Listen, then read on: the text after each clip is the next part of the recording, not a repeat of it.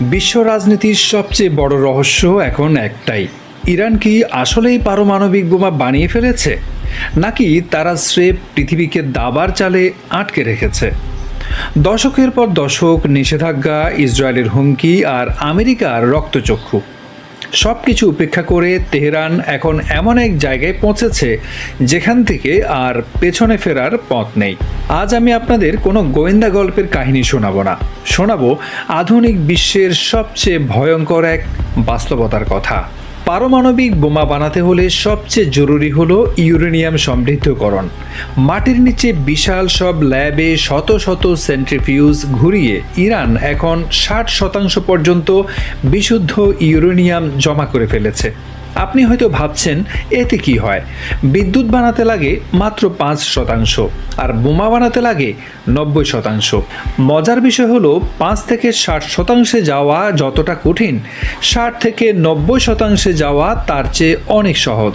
বিশ্লেষকরা বলছেন ইরান এখন ব্রেকআউট থ্রেশহোল্ড বা শেষ সীমানায় দাঁড়িয়ে আছে, অর্থাৎ রাজনৈতিকভাবে সবুজ সংকেত পেলেই কয়েক সপ্তাহের মধ্যে তারা তাদের প্রথম পারমাণবিক বোমার মালিক হয়ে যেতে পারে। শুধু কি বোমা, সেই বোমাকে পাহারা দিতে ইরান তৈরি করেছে মাটির নিচে বিশাল সব সামরিক শহর। ইরানের পারমাণবিক স্থাপনাগুলো মাটির এত গভীরে যে সাধারণ কোনো মিসাইল হামলা দিয়ে সেগুলোকে ধ্বংস করা প্রায় অসম্ভব। তার উপর তাদের হাতে আছে এমন সব ব্যালিস্টিক মিসাইল যা দিয়ে তারা অনায়াসে 1000 মাইল দূরের লক্ষ্যবস্তুতে আঘাত হানতে পারে, অর্থাৎ বন্দুকও তাদের তৈরি, এখন শুধু গুলিটা ভরার অপেক্ষা। 2015 সালে একটা চুক্তি হয়েছিল যে ইরান বোমা বানাবে না, কিন্তু আমেরিকা যখন সেই চুক্তি থেকে বেরিয়ে গেল, ইরানও সব নিয়ম ভেঙে অনায়াসে শান দেওয়া শুরু করলো। এখন প্রশ্ন হলো, ইরান কি আসলেই বোমাটা বানাবে, নাকি এটাকে দর কষাকষির হাতিয়ার হিসেবে ব্যবহার করবে?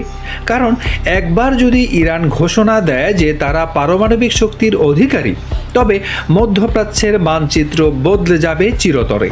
শুরু হতে পারে নতুন এক যুদ্ধের মহাকাব্য। ইরান কি বিশ্বকে চমকে দেবে, নাকি পারমাণবিক অস্ত্র হাতে নিয়েই আলোচনার টেবিলে বসবে? উত্তরটা সময়ের গর্ভে।